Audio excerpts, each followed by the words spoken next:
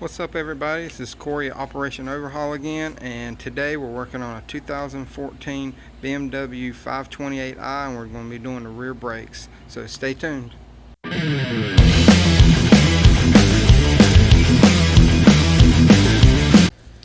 Alright, so I'm going to show you the parts before we start tearing everything apart. So we went to FCP Euro and got the pad sensor, Akebono pads, and then we got Zimmerman brakes or rotors, and they are the zinc coated ones.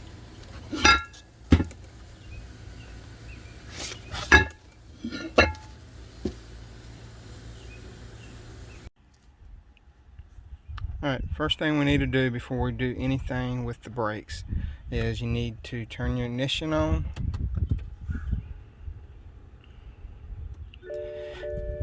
And then you need to release your brake, parking brake, apply it,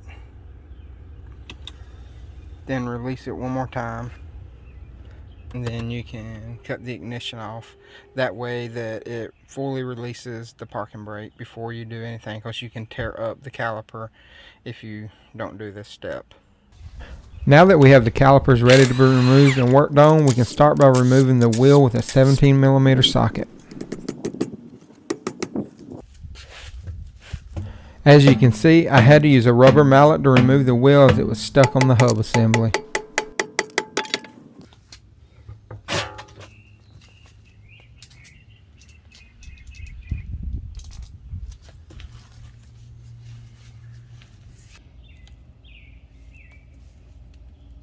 Next, we can remove the electronic parking brake connector.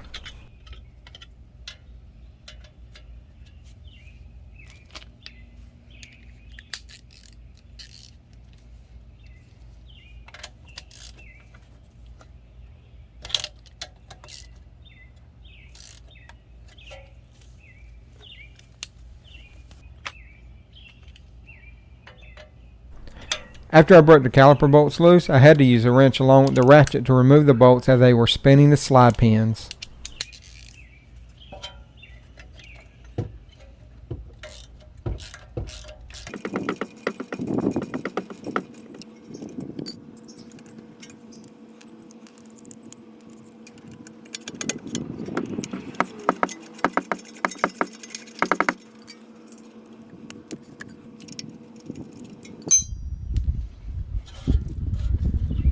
After that, I removed the caliper, the pads, and then I removed the wiring completely and sat it where the hose would not have any tension.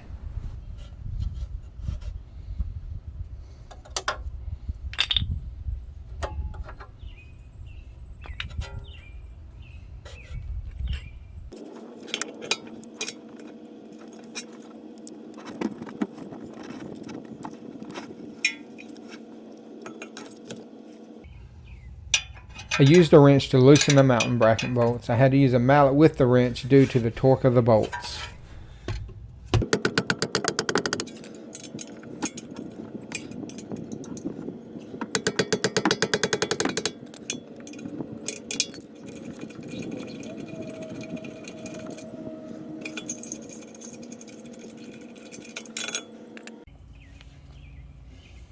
With the bracket off, you will need to remove the Allen bolt holding the rotor to the hub. The rotor was on the hub pretty snug, so I had to give it a few hits with the mallet to free it.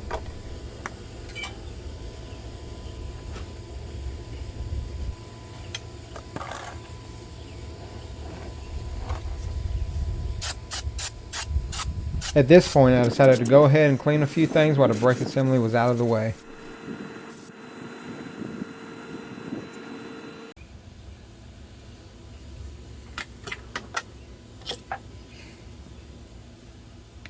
I am removing the hardware, cleaning the bracket, and checking the sliders while everything is out as well.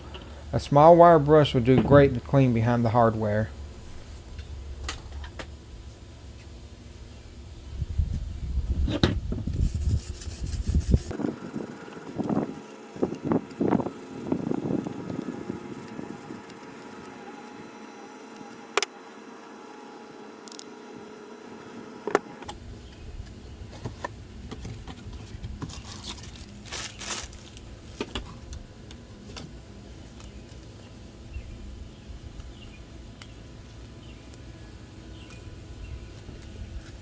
I apply a small amount of brake glue behind the hardware before installing them. They just clip in and you can hear audible snap when they have seated in.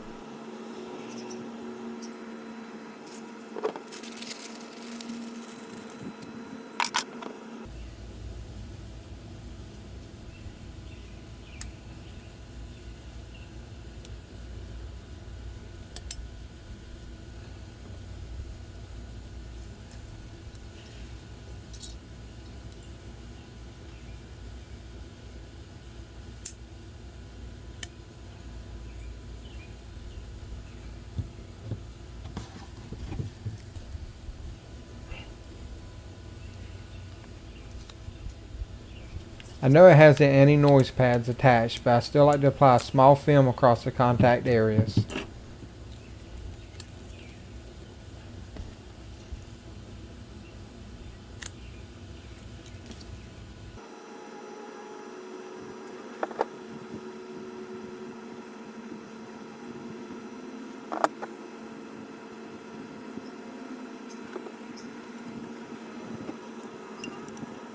Here you can see how I assemble the bracket with the pads before installation, as it is a little easier for me to do it this way.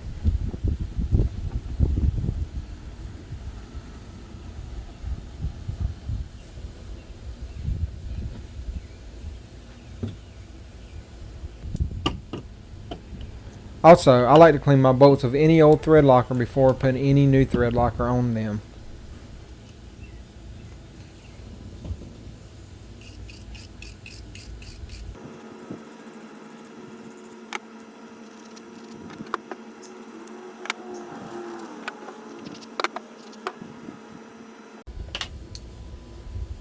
This is the bracket from the passenger side, as it contains a brake wear sensor. I am showing you how to install it at this point. It just snaps in on the notch on the top of the rear pad. All you need to do is just push down on it until you feel it engage.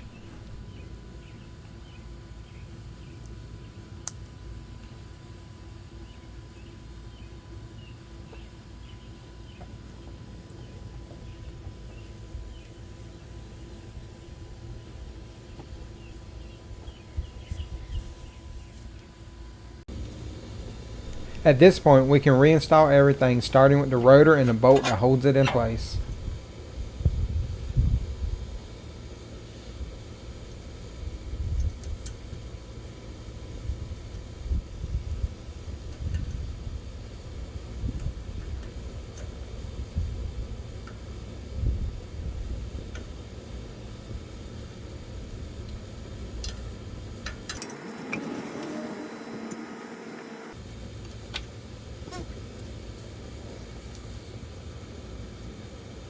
I slide the bracket in place and start one bolt on the top, then start the lower one.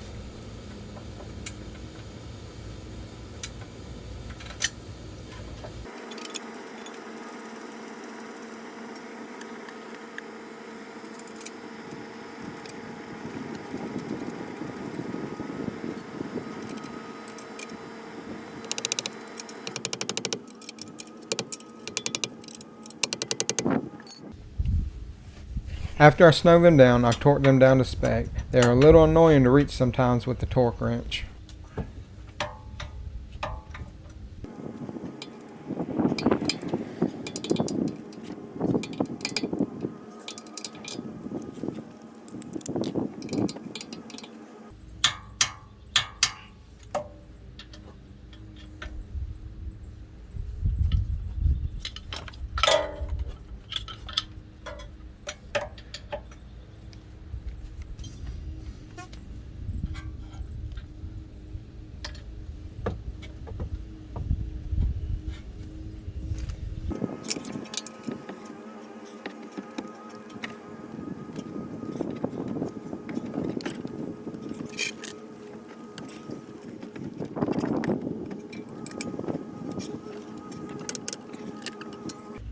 Once they're torqued, I just push the pads against the rotor and start to push the piston back in to allow it to go over the pads. This car does have screw-in pistons on the rear. I had to purchase the right adapter for my tool and did not film me turning them back in place. The pistons do turn clockwise to be retracted back into the caliper. Once they're retracted, slide a caliper over the pads and hand tighten the bolts.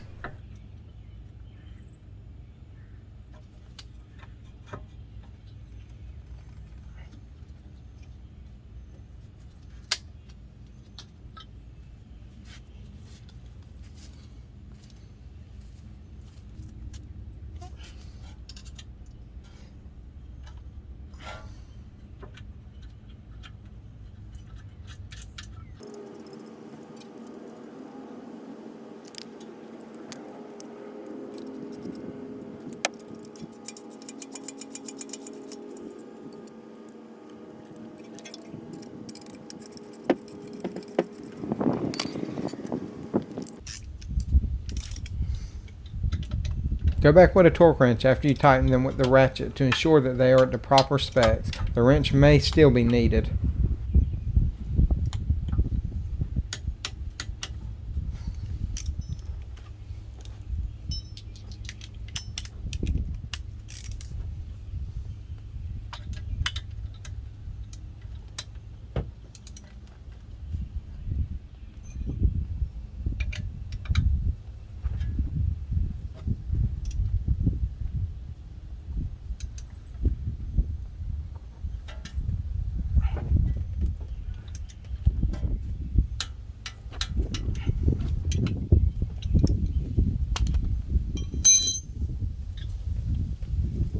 Reconnect the parking brake connector and then clean any fingerprints off with brake cleaner.